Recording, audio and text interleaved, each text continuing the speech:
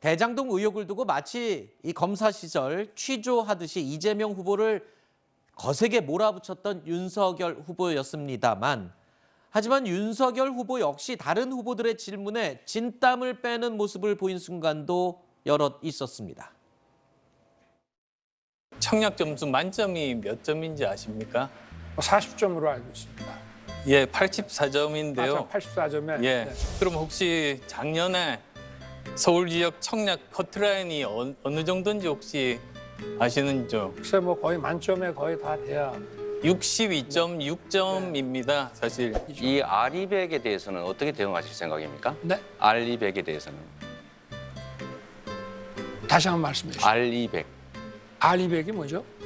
EU 텍소노미에서 지금 원자력 관련된 그 논란이 있지 않습니까? 네네. 그게 원전 주장하시는데 이 문제는 어떻게 해결해 나가실 생각이신가요? 독일이 원전을 없앴다가 결국은 프랑스에서 수입하고. 그 뜻이 아니고 네. EU 텍소노미라고 하는 새로운 제도가 논의되고 있는데 원전 문제를 어떻게 대응하실 생각이냐고요. 아니 EU 뭐란 건 저는 막 들어본 적이 없으니까 좀 가르쳐 주시고요. 그러면 제가 여러분은 어떻게 보셨습니까? 들으신 것처럼 윤석열 후보를 향해서 이재명 후보는요, 다소 생소한 용어들을 던지면서 마치 퀴즈쇼를 하는 상황같이 연출이 됐습니다.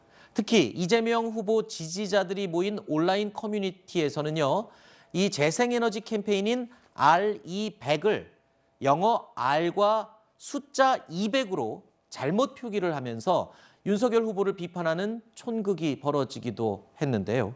자, 이재명 후보가 이번 토론회에서 이것 말고도 여러 생소한 용어들을 던진 경우가 있었고요. 또 부동산 관련 용어들도 설명을 생략한 채 영어 약자로만 DTI, LTV 이런 식으로 언급하면서 글쎄요, 이 시청자들이 볼 때도 살짝 당황스러운 순간들이 좀 있었습니다만, 이렇게 이 전문 용어들을 던지는 이런 토론 방식은 글쎄요, 승산에 효과가 있었을까요? 아니 그 경선 과정에서 홍준표 후보가 던졌던 작게 몇 호 있었잖아요. 그런 경우 종종 있었죠. 예, 그게 지금 생각이 나는데 이재명 후보가 알리백 저도 저거 찾아봤거든요. 이게 네이버에서 이게 뭔지.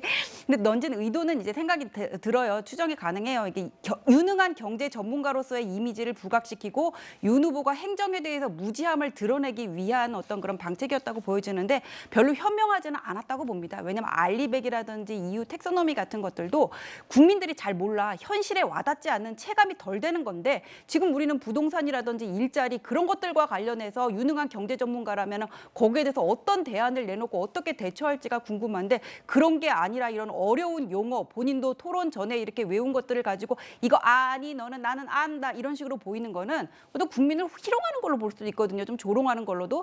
저는 그래서 그다지 현명한 방법은 아니고 유능한 경제 전문가로서의 이미지를 보이고 싶으면은 다음 토론 때는 다른 방법을 쓰시는 게 좋겠다는 생각이 듭니다.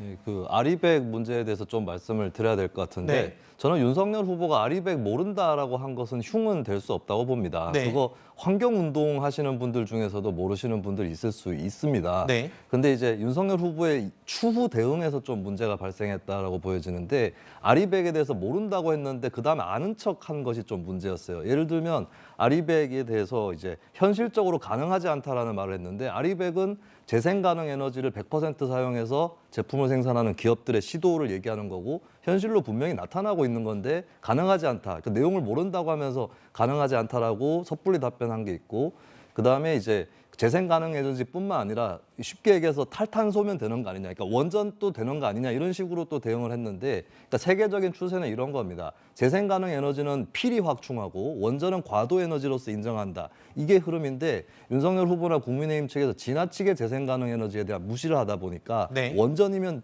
그 정도면 된다. 네. 이런 식으로만 대응을 하고 있으니까 현재 나타나고 있는 흐름에 대해서 좀 어두운 그런 부분이 있다. 이런 네. 것들은 근데 사실 윤석열 후보 공약집에 가보면 재생 가능 에너지에 대해서 또 긍정적으로 써놓은 부분도 있어요. 네.